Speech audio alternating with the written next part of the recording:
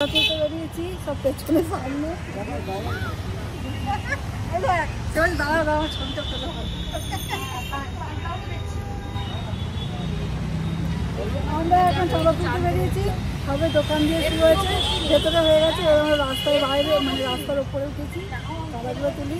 একদিনও চাঁদার ভিডিও আগে করিনি, এবারে এবছর প্রথম করছি। তো চলো দেখি চাঁদাগুলো তুলি, দেখা যায় কতটা কি ওঠে। ব্যাগ নিয়ে এসেছি, ব্যাগ ভর্তি করেই যাবো আর কি।